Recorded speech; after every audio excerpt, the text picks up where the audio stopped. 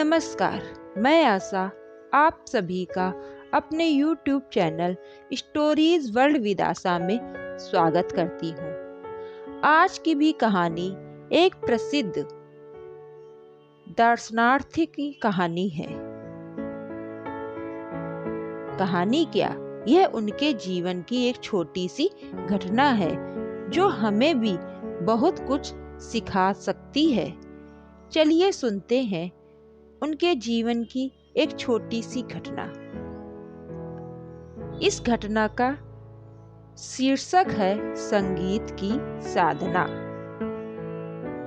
यह बात उस समय की है जब संगीतकार मार्तंड पंडित ओंकार नाथ ठाकुर की प्रसिद्धि चारों ओर फैल रही थी।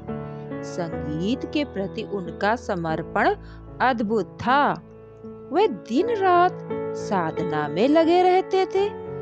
जो कोई भी उनसे मिलता उनसे प्रभावित होकर ही लौटता। एक बार अपना कार्यक्रम प्रस्तुत करने के लिए वे इंग्लैंड गए। वहां जब उन्होंने अपना कार्यक्रम पेश किया तो उनकी धूम मच गई। हर ओर उनके संगीत की प्रशंसा की जाने लगी। लोग उनकी कला के कायल होने लगे। उन्हीं दिनों उनके एक अंग्रेज प्रशंसक ने उनसे कहा, आप भारत से आए हैं और आपका संगीत वाकई झूमने को विवश कर देता है। ऐसे में आप चाहें तो अपनी इस कला को विश्व में चारों ओर फैला सकते हैं। आप चाहें तो आपको और ज्यादा प्रसिद्धि मिल सकती है। अंग्रेज प्रशंसक की बात सुनकर ओंकार नाथ ठाकुर ने पूछा, वह कैसे? अंग्रेज प्रशंसक ने कहा, प्रसिद्धि पाने के लिए आपको एक काम करना पड़ेगा। यदि आप जॉर्ज पंचम को पत्र लिखकर उनसे कार्यक्रम में उपस्थित होने की प्रार्थना करें तो वे अवश्य आएंगे।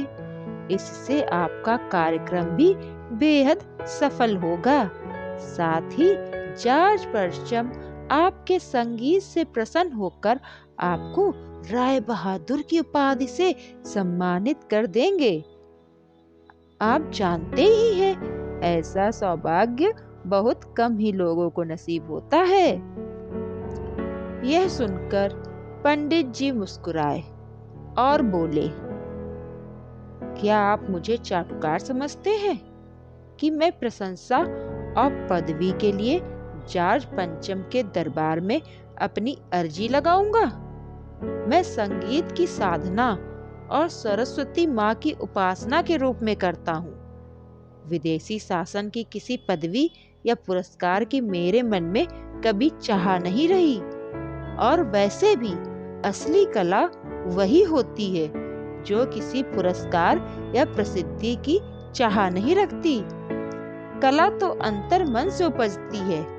उसे पुरस्कार या पदवी देकर पैदा नहीं किया जा सकता है।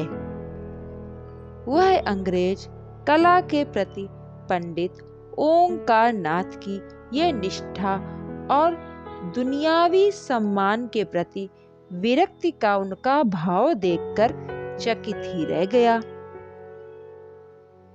आप लोगों ने ओंकार नाथ ठाकुर के जीवन की ये छोटी सी घटना सुनी, लेकिन उसी घटना से आप लोग ये अंदाजा लगा सकते हैं कि वे किस व्यक्तित्व के व्यक्ति रहे होंगे।